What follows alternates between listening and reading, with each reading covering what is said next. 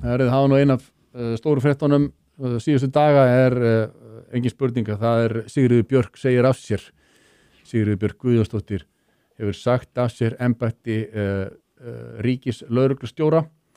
Öll spjót hafa staðið að henni frá því að greint var frá því að embætti hennar hafi greitt ráðgjafa fyrirtæki 160 milljónir króna meðal annars fyrir verslunarferðir í Jysk.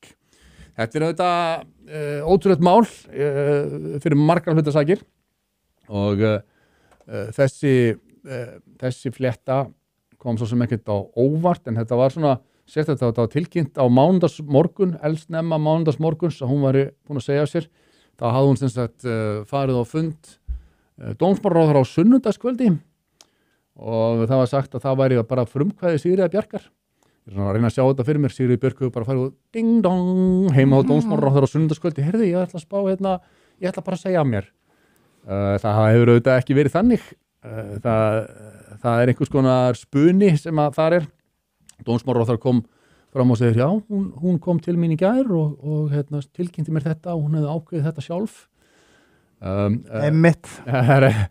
Og jafnframt sko að þá var búið að ákveða að hún myndi ekki hætta störfum, heldur hún færð til í starfi og fer þá sem sérfræðingur í kynferðisbrotamálum inn í dómsmálaráðuneytið.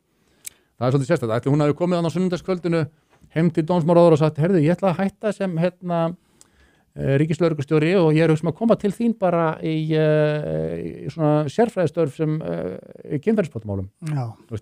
Eða var búið að ákveða þetta fyrir hana. Það öllu líklegra. Alveg glatað.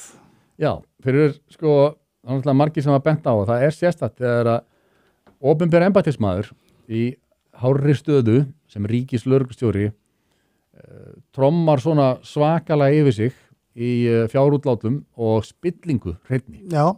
Það ekki þetta að segja öðru sig. Þetta náttúrulega alveg lýgilegt. Þarna var kona sem að með próf sem grunnskólakennari.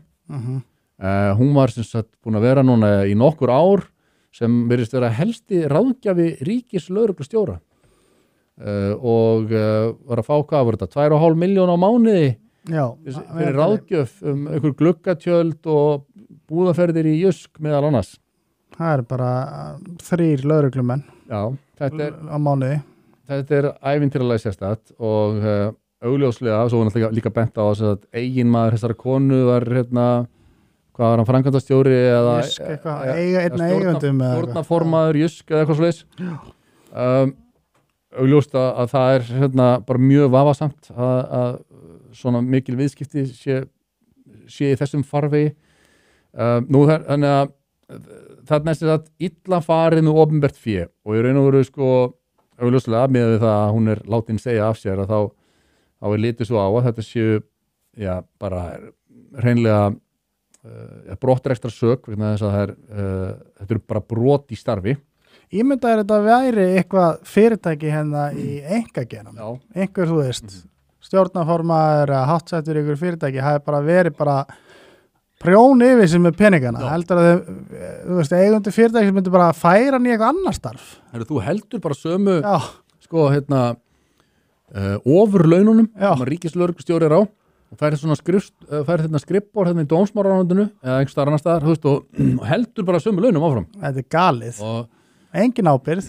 Engin ábyrgð og hún missir ekki spón úr raski sínum. Nei. Það ólíkt skattgreiðendum sem að hafa þurft að blæða í þessu tilfelli og hún sett þarna yfir hvað var það kallað svona einhver svona sérfræðingur í kynferðisbrotamálum og ætla hún verði með þennan grunnskólakennara á launum þar líka að fá ráðgjöf. Við skulum sjá en einmitt það voru margir sem að lögðu orðið belg það eitt sem ég vil segja, þetta náttúrulega staðist í þessu að þetta náttúrulega enn eitt bakslæð. Já, það komin að með best veit þá þetta ekki kvenmaður. Nei, ég veit það samt ekki. Ég ætla ekki að súma ekki gefa þér neitt en þetta bakslag. Þetta bakslag og jafnvel þó hann líti út eins og gömul lesbía þá hann samt fulltrúi feðraveldisins nýr ríkislögreglustjóri. En hann hefur verið settur ríkislögreglustjóri. Já, það verður kona sem tekur við þessu. Það getum alveg pókað það. En þetta bakslag eins og þú segir, við erum að missa. Tímabundið bakslag allavega. En maður velti fyrir sér einmitt sko til dæmis Stígamót. Það eru samtök sem hafa verið mjög yfirlýsingaglöð og gagnrýnt harðlega þegar að gerenda meðvirkni og nauðguna menning veður hér uppi. Í MeToo-byltingunni þá voru þetta mjög fyrirferða mikil orð. En núna komin sem sagt inn sem sérfræðingur í dómsmálaráðuneytinu í kynferðisofbeldismálum manneskja sem á sínum tíma í forsíðu viðtali við Nýtt líf gaslýsti fórnarlömb séra Ólafs Skúlasonar heitins. Ólafur Skúlason fyrir þá sem ekki muna var biskup yfir Íslandi og varð uppvísa því að vera mjög þreifinn og hann var hreinlega sakaður nauðganir ef mér mismunir ekki. Það var svolítið síðan en þetta var stórt og mikið mál og í þessu viðtali sem að Sigríður Björk var fengin í forsíðu viðtali þá lýst hún því yfir að hvernig var þetta sko, ég búin að vera meira og minna en 20 ári í þessari fjölskyldu og ég var bara góða minningar tengdaföður minn, sem sagt Ólafur Skúlason var tengdafaðir hennar.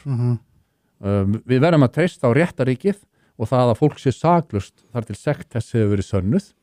Jú, það er vissulega rétt og allt það, en hvað segja Stígamót við því að þessi manneskja sem að auglýsa gaslýsti meðal annars sjálfa dóttur Ólafur Skúlasonar sem að saka hann kynferðisbrot.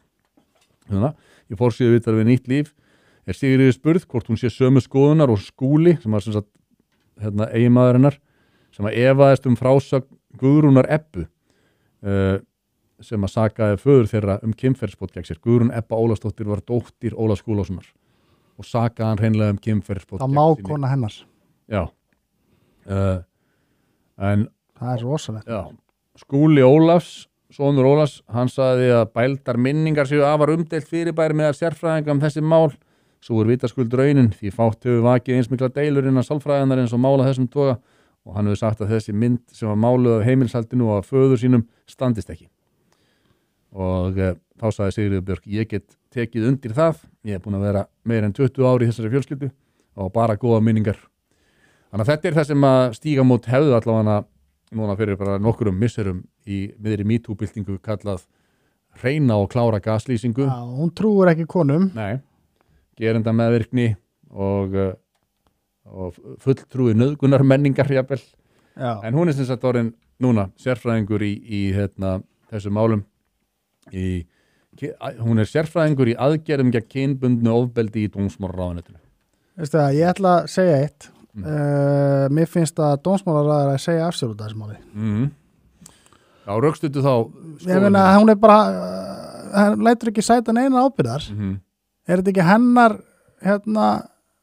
Já, og svo kemur þetta ofan á náttúrulega þessi sami dómsmálaráðherra vék Helga Magnúsi. Já, og ríkissaksóknara úr starfi. Gæjanum með Suðurland Reykjanesi. Úlfari, lögreglustjóra á Suðurlandi.